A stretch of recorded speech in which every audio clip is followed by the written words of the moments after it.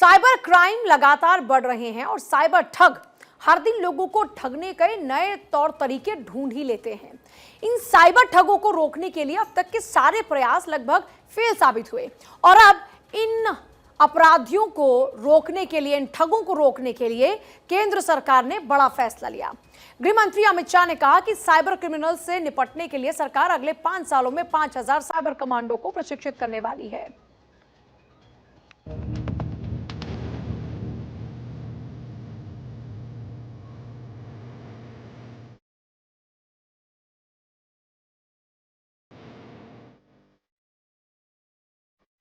सरकार की बड़ी तैयारी, साइबर अपराध पर स्ट्राइक भारी।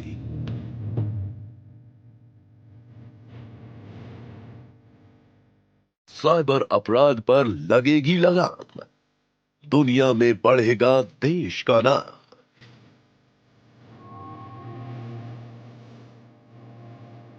राष्ट्र कल्याण के लिए जरूरी काम, साइबर अपराध पर पूर्ण विराम।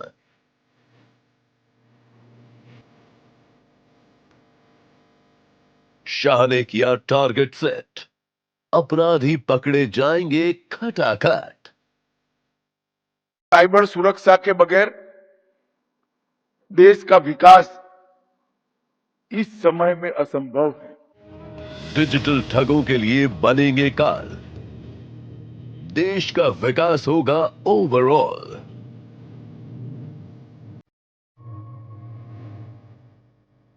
तैयार होगी साइबर कमांडो की फौज, अपराधी पकड़े जाएंगे हर रोज। साइबर सुरक्षा राष्ट्रीय सुरक्षा का एक अहम पहलू बन गया है, जिसके बगैर हमारी राष्ट्र की सुरक्षा भी करना असंभव है। साइबर फ्रॉड देश और दुनिया भर के लिए एक बड़ी समस्या बनी हुई है। जैसे जैसे देश में डिजिटल क्रांति आई है, वैसे ही साइबर फ्रॉड की घटनाएं भी काफी तेजी से बढ़ी हैं। आए दिन लोगों के लाखों करोड़ों रुपए चपत लगने की बात सामने आती रही है। अब तो डिजिटल अरेस्ट कर फ्रॉड की खबरें लगातार आ रही है। साइबर फ्रॉड का तोड़ निकालना साइबर क्राइम डिपार्टमेंट से लेकर सरकार तक के लिए टेढ़ी खीर साबित होती रही है। हालांकि इस पर लगाम लगाने के लिए मोदी सरकार फुल एक्टिव है। इसको लेकर सरकार ने बड़ा कदम उठाया है। सरकार की तरफ से 4 अहम साइबर प्लेटफॉर्म को लॉन्च किया गया है। ये है cyber fraud mitigation centre, Samanvaya platform, cyber commando programme, suspect registry. अब आपको समझाते हैं ये काम कैसे करेंगे। सबसे पहले बात साइबर फ्रॉड मिटिगेशन सेंटर की। ये सेंटर सभी 36 राज्यों और केंद्र शासित प्रदेशों के 1930 कंट्रोल रूम से जुड़ा होगा। इसके तहत हाई प्रायोरिटी केस की मॉनिटरिंग की जाएगी। इसके बाद नंबर है समन्वय पोर्टल का। ये पोर्टल साइबर अपराधों में इस्तेमाल होने वाले फर्जी कार्ड और अकाउंट, साइबर क्राइम के रोकथाम, अपराध के विश्लेषण और जांच में सहयोग और समन्वय का काम करेगा। सीसीटीवी फुटेज मांगने की रिक्वेस्ट इस प्लेटफॉर्म पर भेजी जा सकेगी। साथ ही ये प्लेटफॉर्म तकनीकी और कानूनी मदद भी मुहैया कराएगा। Cyber commando programme. Cyber commando digital Bharat के प्रहारी के तौर पर देश के नागरिकों की सुरक्षा करेंगे। इसके लिए पैरामिलिट्री फोर्स और स्टेट पुलिस के जवानों को चयनित किया जाएगा। देश के जाने माने 8 ट्रेनिंग इंस्टीट्यूट जैसे IIT, RRU, Rashtriya Raksha university, NFSU, national forensic science university में इनको साइबर सिक्योरिटी की ट्रेनिंग दी जाएगी। Suspect registry. इस प्लेटफॉर्म के तहत रिस्क मैनेजमेंट कैपेबिलिटीज का रजिस्ट्रेशन किया जाएगा। बैंक और दूसरे वित्तीय संस्थानों के म्यूल अकाउंट, यानी कि ऐसे बैंक खाते जो गैर कानूनी गतिविधियों से प्राप्त धन के अवैध लेन देन की सुविधा प्रदान करते हैं, इनका बड़े पैमाने पर इस्तेमाल किया जाता है। सस्पेक्ट रजिस्ट्रेशन के तहत ऐसे संदिग्ध बैंक खातों का डेटाबेस बैंकों और वित्तीय संस्थानों के साथ साझा किया जाएगा। इससे संदिग्ध बैंक खातों को ट्रैक करने में आसानी होगी। साइबर सुरक्षा सिर्फ डिजिटल दुनिया तक सीमित नहीं है, बल्कि ये राष्ट्रीय सुरक्षा का भी एक अहम पहलू है। इसलिए ये 4 अहम साइबर प्लेटफॉर्म डिजिटल ठगी से बचने में अहम भूमिका निभाएंगे।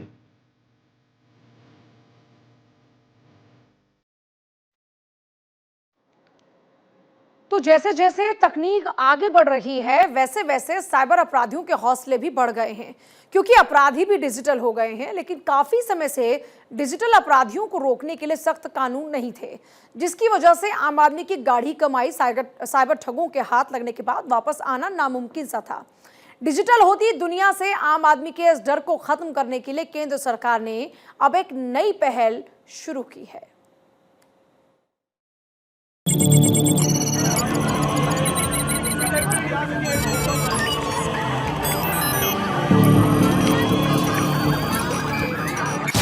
आज का युग डिजिटल युग है। जैसे जैसे दुनिया डिजिटलाइजेशन की ओर आगे बढ़ी है,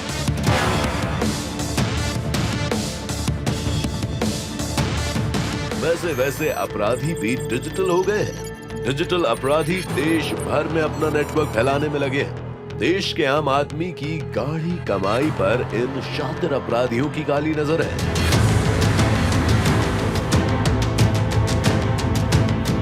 लेकिन अब इस काली नजर का इलाज गृह मंत्री अमित शाह ने तैयार कर लिया है। देश भर में बढ़ रहे साइबर क्राइम को रोकने के लिए केंद्र सरकार ने बड़ा फैसला लिया है।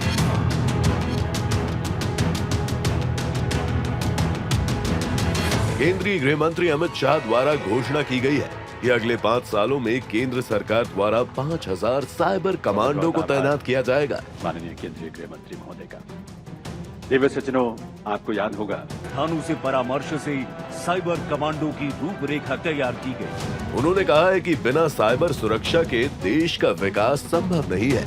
ऐसे में ये साइबर क्षेत्र में सुरक्षा के तहत साइबर सिक्योर भारत के दृष्टिकोण को भी मजबूत करेगा।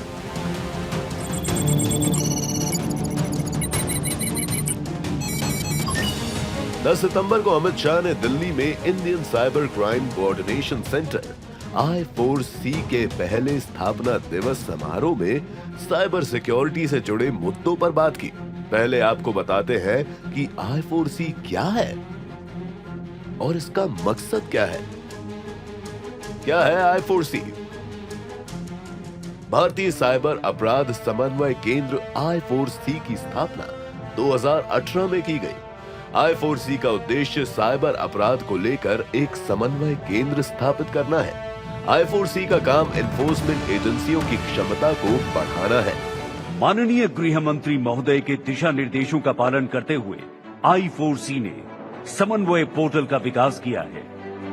समन्वय पोर्टल साइबर अपराध के प्रिवेंशन, क्राइम एनालिसिस और इन्वेस्टिगेशन सपोर्ट के लिए एक अभूतपूर्व पहल है। प्रतिबिंब को तैयार करने में JCCT झारखंड का महत्वपूर्ण योगदान है। प्रतिबिंब मॉड्यूल अपराधियों की लोकेशन। I4C कार्यक्रम में पहुंचे गृह मंत्री अमित शाह ने साइबर अपराधों से निपटने के लिए एजेंसियों के बीच कोऑर्डिनेशन और आम लोगों की जागरूकता पर जोर दिया। ये I4C को अपना ध्येय वाक्य और उनके उद्घोष पत्र को भी यहाँ एक प्रकार से इंट्रोड्यूस किया गया है। सवीर्यम करवावहे का ये जो उपनिषदों का मंत्र है, वो मंत्र एक साथ काम करने के लिए, एक साथ समान उद्देश्य के काम करने के लिए, एक रास्ते पर चलने के लिए और एक साथ सफलता प्राप्त करने के लिए प्रयत्नशील रहने के लिए, इससे बड़ा कोई वाक्य हो नहीं सकता। सभी स्टेक होल्डर्स के साथ मिलकर जागरूकता, समन्वय और साझे प्रयास के इस अभियान को चालू रखें। गृह मंत्री अमित शाह ने कहा कि सभी राज्य अलग अलग संदिग्ध साइबर अपराधियों की सूची बनाते हैं, लेकिन साइबर अपराध किसी राज्य या देश की सीमा तक सीमित नहीं है। इसके लिए सभी राज्यों के संदिग्ध साइबर अपराधियों की सूची को मिलाकर एक राष्ट्रीय रजिस्ट्री बनाने का फैसला किया है, जो किसी भी राज्य में साइबर अपराध की जांच में मददगार हो सकता है। केंद्रीय गृह मंत्री ने साइबर क्रिमिनलों की पहचान करने के लिए आर्टिफिशियल इंटेलिजेंस का उपयोग करने का भी आग्रह किया है। नई तकनीक के जरिए साइबर अपराधियों की पहचान कम समय में और आसानी से की जा सकती है। राज्यों की तो सीमा है। अगर राज्य साइबर सस्पेक्ट रजिस्ट्री बनाएंगे तो इसकी भी सीमा अपने आप हो जाएगी, मगर साइबर अपराधियों की कोई सीमा नहीं है। वो अंतर्राष्ट्रीय स्तर पर भी अपराध करते हैं, राष्ट्रीय स्तर पर भी करते हैं, राज्य के स्तर पर भी करते हैं। इसलिए समय की एक मांग थी कि सस्पेक्ट रजिस्ट्री बनाई जाए, राष्ट्रीय स्तर पर बनाई जाए और सभी राज्यों को इसके साथ जोड़ा जाए। एक साझा मंच ये अपराध के सामने लड़ने के लिए शुरू किया जाए। मैं मानता हूं इससे आने वाले दिनों में अपराध की रोकथाम में हमें बहुत बड़ा फायदा मिलने वाला है। देश में साइबर सुरक्षा के बढ़ते खतरे और उससे निपटने की चुनौतियां भी दिन ब दिन बढ़ती जा रही हैं, क्योंकि जैसे जैसे देश विकास के पथ पर आगे बढ़ रहा है, डिजिटल होते लोगों की संख्या बढ़ती जा रही है।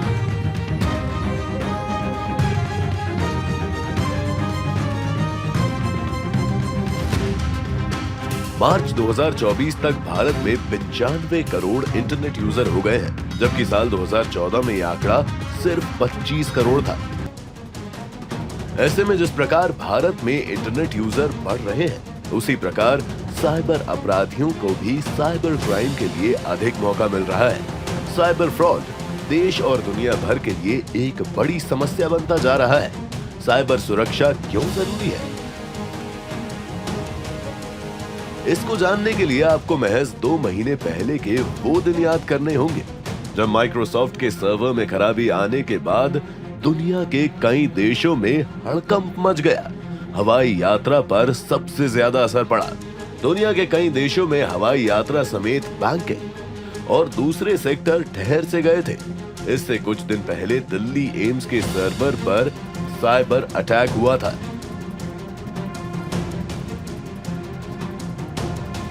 लिहाजा मरीजों को काफी परेशानी का सामना करना पड़ा था। यही नहीं, आए दिन साइबर फ्रॉड का शिकार आम लोग होते हैं।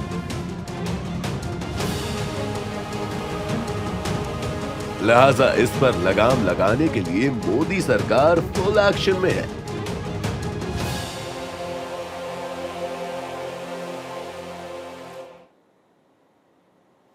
पीएम मोदी के साइबर सुरक्षा के विजन सुरक्षित साइबर स्पेस को पूरा करने के लिए गृह मंत्रालय कमिटेड है। साइबर क्रिमिनल से निपटने के लिए सरकार अगले 5 सालों में महाअभियान चलाने जा रही है। क्या है ये अभियान, आपको दिखाते हैं इस खास रिपोर्ट के जरिए।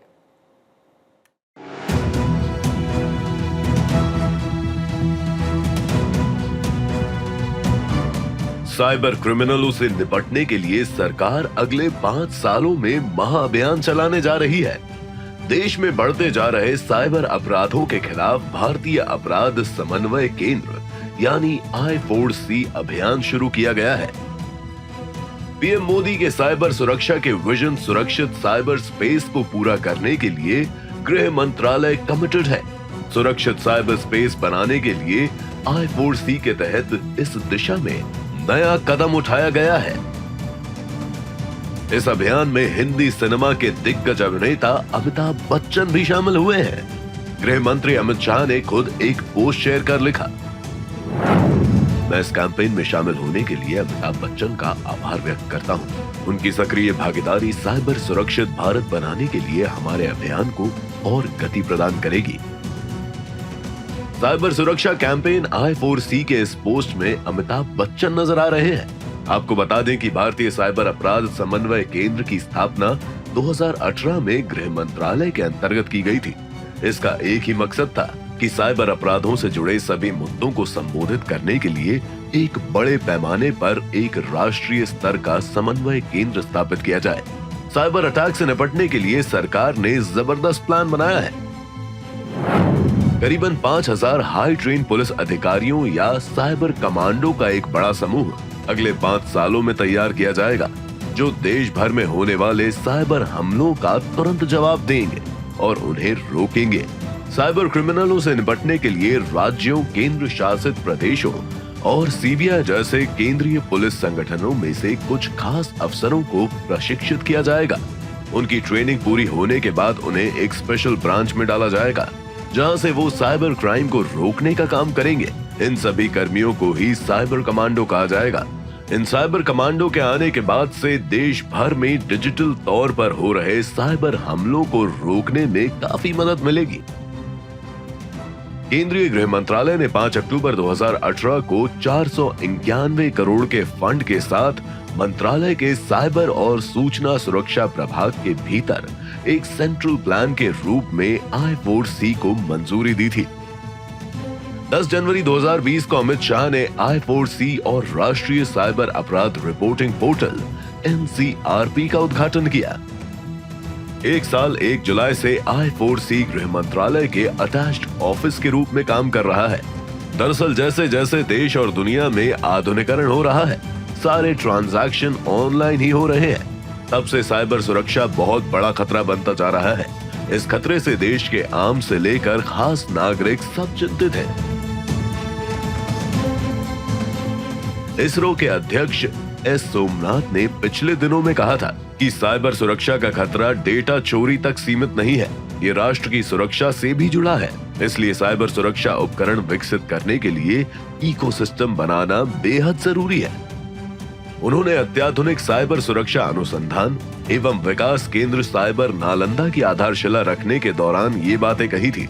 दरअसल पिछले 1 साल में देश में डिजिटल फ्रॉड के मामले इतने बढ़ चुके हैं कि लोग आधुनिकता से डरने लगे हैं। एक जमाना होता था जब हम डरते थे कि किसी अनजान जगह नहीं जाएंगे, कोई लूट ना ले। लेकिन एक जमाना ऐसा है कि हम घर में भी लूट के शिकार हो रहे हैं और कोई लूटने नहीं आ रहा, बल्कि सिर्फ एक कॉल से हमें लूटने की साजिशें रची जा रही हैं। और ऐसी ऐसी साजिशें कि आप दांतों तले उंगलियां दबा लें। आप जरा सा चूके तो उड़ जाएगी मेहनत की सारी कमाई। साइबर ठगों ने डिजिटल अरेस्ट से ठगी का नया फंडा खोज लिया है। अब आपको बताते हैं ये डिजिटल ठग कैसे टारगेट करते हैं। अमीर लोगों की लिस्ट बनाते हैं। साइबर अपराधी डिजिटल अरेस्ट करने के लिए पूरी प्लानिंग के साथ काम करते हैं। जिस व्यक्ति को शिकार बनाना है उसकी पूरी प्रोफाइल तैयार करते हैं। साइबर अपराधी ये जानते हैं कि बड़े लोगों को ही डराया जा सकता है। बड़े बिजनेसमैन, डॉक्टर या रिटायर अधिकारियों को बनाते हैं शिकार। इलीगल ट्रांजैक्शन और मनी लॉन्ड्रिंग जैसे मामले बताकर डराते हैं। कैसे करते हैं टारगेट? खुद को सरकारी बाबू बताते हैं। सुरक्षा एजेंसियों के बड़े अधिकारी की तस्वीर का जुगाड़ करते हैं। अपने शिकार को फोन करके ये अलग अलग कहानी बताते हैं। किसी को कहते हैं कि आपके खाते में इलीगल ट्रांजैक्शन हुआ है। आपके सिम का प्रयोग इलीगल ट्रांजैक्शन और मनी लॉन्ड्रिंग के लिए किया गया है। साइबर अपराधी अपने शिकार को ये भी बताते हैं कि उनके खिलाफ गिरफ्तारी का वारंट जारी हो चुका है। साइबर ठग अमीर और प्रतिष्ठित लोगों को कॉल कर उन्हें बताते हैं कि आपके नाम से पार्सल भेजा गया है। पार्सल में मादक पदार्थ, ड्रग्स या नकली पासपोर्ट मिलने की बात कहते हैं। अपने शिकार के नाम का गिरफ्तारी वारंट उसके व्हाट्सएप नंबर या फिर ईमेल पर भेजते हैं। जब धमकी से डरा व्यक्ति अपने आप को निर्दोष बताते हुए मदद मांगता है, तब साइबर अपराधियों ने अलग अलग अकाउंट नंबर देकर लाखों रुपयों की डिमांड करते हैं।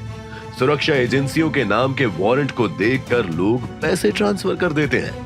कई मामलों में ठग उनके संबंधियों को दुष्कर्म जैसे मामले में गिरफ्तार करने की फर्जी सूचना देते हैं। जेल की सजा से बचने के लिए रुपयों की डिमांड करते हैं। सीआईडी के साइबर क्राइम ब्रांच के मुताबिक डिजिटल अरेस्ट से बचने का एकमात्र तरीका है सावधानी। लोगों को ये जानना होगा कि कोई भी सुरक्षा एजेंसी किसी भी व्यक्ति को वीडियो कॉल के जरिए कभी भी पूछताछ नहीं करती है। पूर्व में अगर कोई मामला ना हो तो ऐसे में वारंट जारी ही नहीं हो सकता। इन सब चीजों को आम लोगों को समझाना जरूरी है।